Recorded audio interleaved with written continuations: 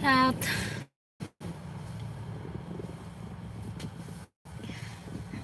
Tambayan mo nga ako.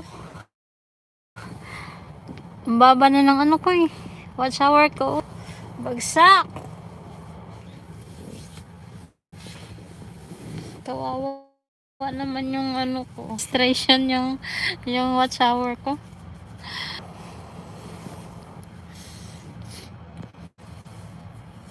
Ay nako.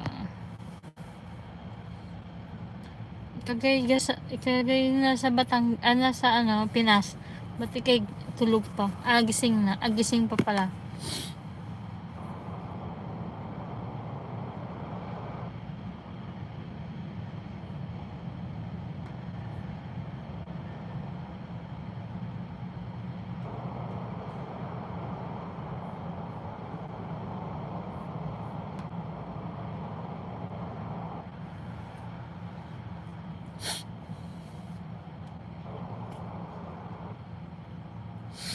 Ay nako. Tutulog na rin. Ay nakatulog na nga. Is it a pretty face? Ayan, dami account ah. Edmond, may single ka ba, Edmond? Nililigawan mo ba si ano?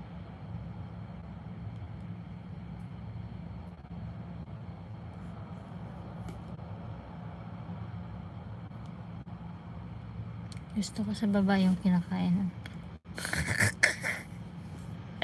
Makinig nga ako ng ano.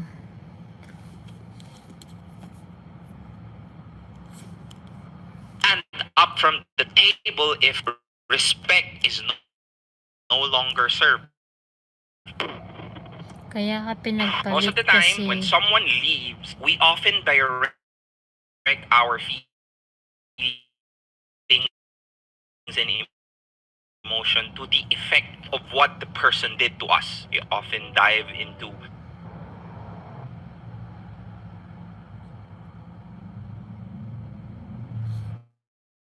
ba't kaya yung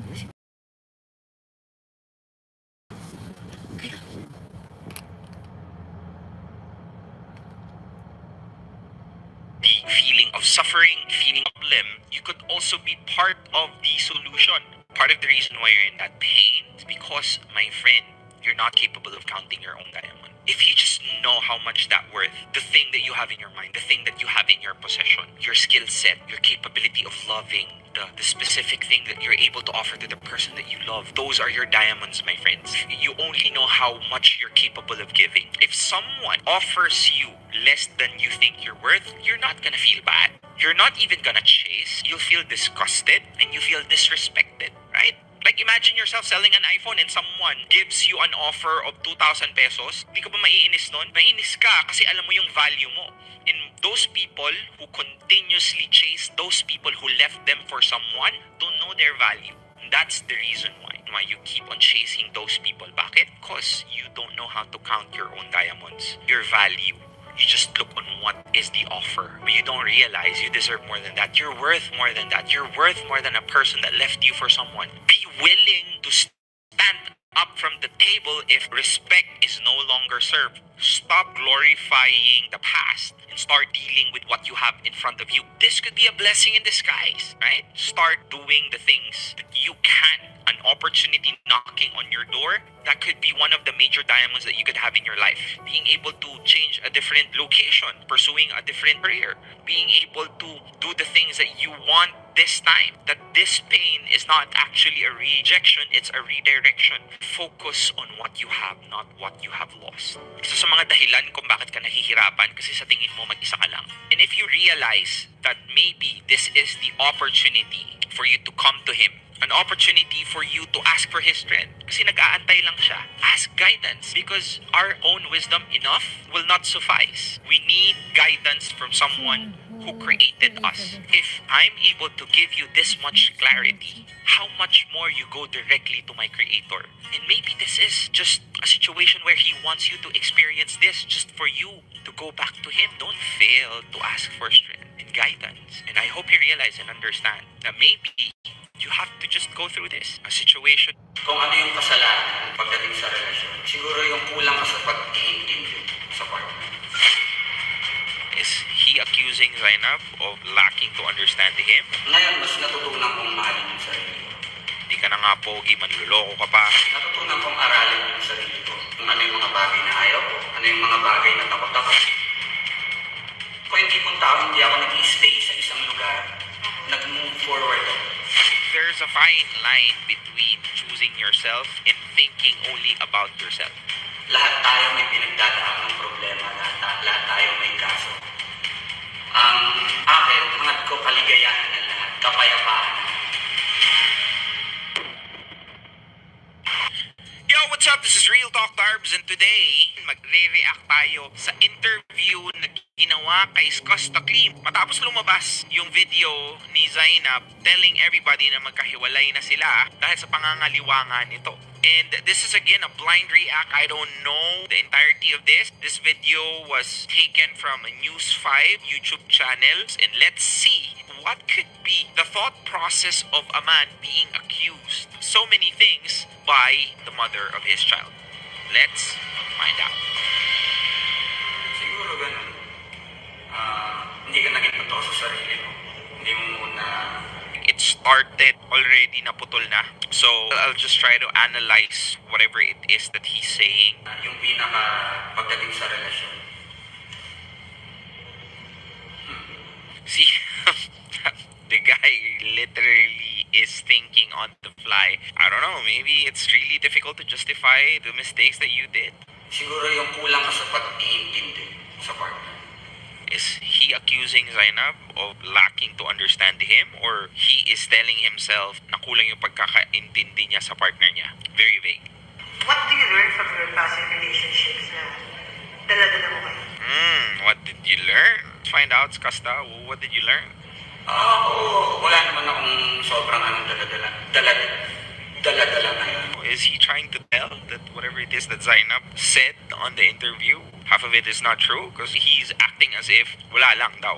Natutunan kong aralin yung sarili ko. Kung ano yung mga bagay na gusto ko, kung ano yung mga bagay na ayaw ko, ano yung mga bagay na takot ako. This is what I said when I analyzed when Zainab had an interview with Tony. Coming from a guy's perspective, bakit nagagawa ni Kastakli to? At the height of his career, I don't think he's still ready for this kind of setup. Zainab is willing to go all in, but Skasta, knowing the potential of what he maybe still have, the potential of being able to get all of those things out there up for grab, basically, tama nga, I think mas gusto niya pang mag-explore versus mag-settle down. Ano yung pangarap ko? Ano ba talaga yung gusto ko para sa sarili ko? See? Pogi mo, Costa. Marami akong realizations. Marami din kaming realizations, Kasta. Hindi ka matututong magmahal ng iba kung hindi mo mamahal. For those of you who already follows me, this is what I'm pushing. Like, you cannot give what you don't have. Kastakli, RTD follower ba yarn? Or nanonood ka ng mga videos ko? Ito kasi madalas na mistake ng ibang tao. That they mistake entitlement to self-love or self-worth. They mistake that since inuuna nila yung sarili nila, that's self-love. And that's not entitlement. There's a fine line between self-love and entitlement. Perfect example is that kung nasa linya ka, entitlement is when hindi ka nakalinya pero gusto mong mauna kaya sisingit ka. That's entitlement. Gusto mo palaging nasa una kahit hindi ka naman pumila. Self-love is that pumila ka at kung may sumingit sa harap mo, you'd know to stop them because you know you have been there and you deserve to be first before them. Yun yung self-love because you know what you deserve. Maybe Skasta was thinking na since ginawa niya yung mga bagay na gusto niya kasi hindi niya naman talaga gusto kung anong meron siya, which is makasama si Zainab at yung mag-ina niya, he's saying that dapat inuna niya talaga muna dapat yung sarili niya. Pero I think medyo nasobrahan ka sa self-love konti, Skasta. Kailangan mo na mahalin yung sarili mo bago ka magmahal talaga magbigay ng love sa iba. Kastakli spitting bars like how RTD spits bars, ha? Totoo naman talaga. How can you expect someone to love you if you can't even love you? But never use this as a reason to hurt other people. That there's a fine line between choosing yourself and thinking only about yourself. Nang sa ganun, matututunan mong ma-appreciate yung ibang bagay at mahalin yung ibang bagay. Hindi lang tao. People might think na Costa is just trying to say things for the sake of saying things, but I think there is an answer or at least a reply within himself sa bagay na sinasabi niya. Meron ka pa ring mapupulot sa kung ano talagang nasa isip niya eh. Maybe the reason why he's saying such things is because mas natutunan niyang pag-aralan kung ano yung gusto niya. This guy is literally in his early 20s. When you give him power, fame, and money, most people at this age will not know how to handle them. Remember Justin Bieber. This is what happened to him. And look at him now. He's a matured, grown man married to a beautiful wife. And I think Skostakli is going through the same thing, same process. Again, my friend, I'm not trying to justify what he did. What he did is wrong. What I'm just trying to tell you is us trying to dissect the psychology of a guy being in that kind of situation. Even if yung reason kung bakit niya ginawa ay hindi justifiable, at least we know that there is a reason. Lahat tayo may pinagdadaan ng problema, lahat tayo may kaso. That's wisdom there. Tama nga naman. It's just so happened that these guys is in a specific platform that everybody finds out that's going through their life. But if you think about it, what he say, lahat naman talaga tayo may kaso. Lahat tayo may problema. It's just so happened na yung karamihan ng problema natin hindi naha-highlight at nabo-broadcast. Kung hindi pong tao, hindi ako nag-stay sa isang lugar, nag-move forward ako. Feeling ko si Costa, I think, prior to what he did, I think naka-move on na yan. This message goes through people as well who's thinking na bakit 5 years kami, 6 years kami, pero bakit yung ex ko naka-move on agad pagkatapos naming maghiwalay? Do not mistake them na start pa lang sila mag-move on nung naghiwalay kayo because that's what happened to you. Most people who was able to move forward right away, kadalasan, habang kayo pa, nag-move on na yan. Maybe this is what happened to this guy. I mean, super chill, super cool-headed while doing this interview. I can really say that this guy really moved on. I don't know, did he? Maybe. Or maybe he's just trying to hide things. But at the end of the day, I know that if he wakes up 10 years from now, 15 years from now, 30 years from now, whatever time it may take, this guy is gonna realize that what he did sa mag-ina niya was wrong and that he would take responsibility to it later on. Not maybe now, not maybe tomorrow, but for sure one day. Real talk.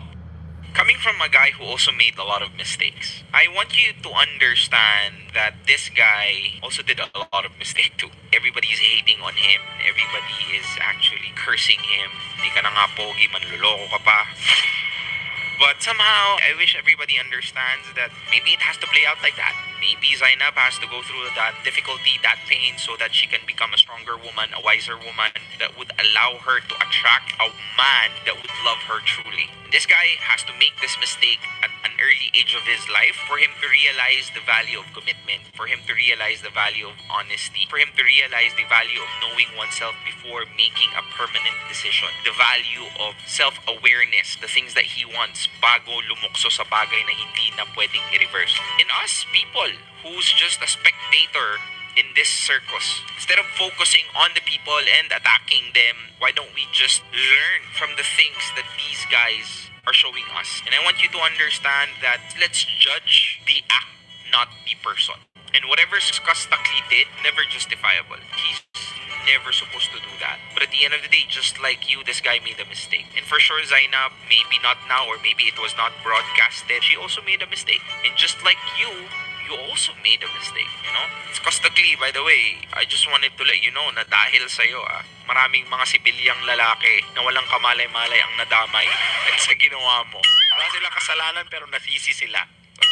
And my message goes out to humanity, to the Filipino people, that somehow, I think, instead of focusing our negative energy onto people and attacking them, why don't we just focus on the lesson, not the inconveniences of the pain, specifically when we ourselves is going through life's hardest difficulties. And I wish and pray that everybody will be able to learn na bago lumukso sa bagay na permanente, dapat isipin mo muna kung yun ba talaga yung gusto mo at huwag magpapadala sa agos ng panahon, sa agos ng opinyon ng ibang tao, that you're just basically doing things not because you love them but because you're worried about what people would think if you don't.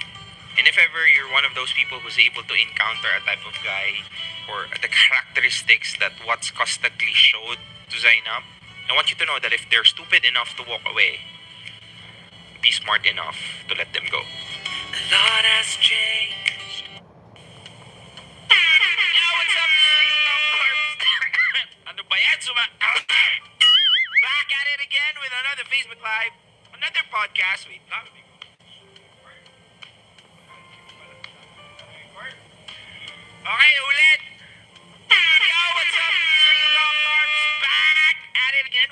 Facebook Live, another podcast. I hope everybody is having a good time. I hope everybody is having a wonderful afternoon, wonderful evening. Whichever part you are in the world who's watching this right now. Welcome to another episode of Wisdom Bars with Real Talk Barbs. And tonight's I have tackled previously. Ever since nagsimula ako. Kasi for sure, alam nyo bakit? Kasi this is the only time na super happy ako sa bangs. Joke lang.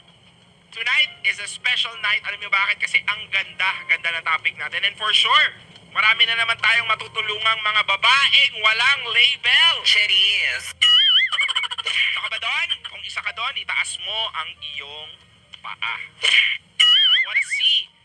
May survey lang po tayo. Survey. Yung mga babaeng walang label dyan. Okay, sige, fine.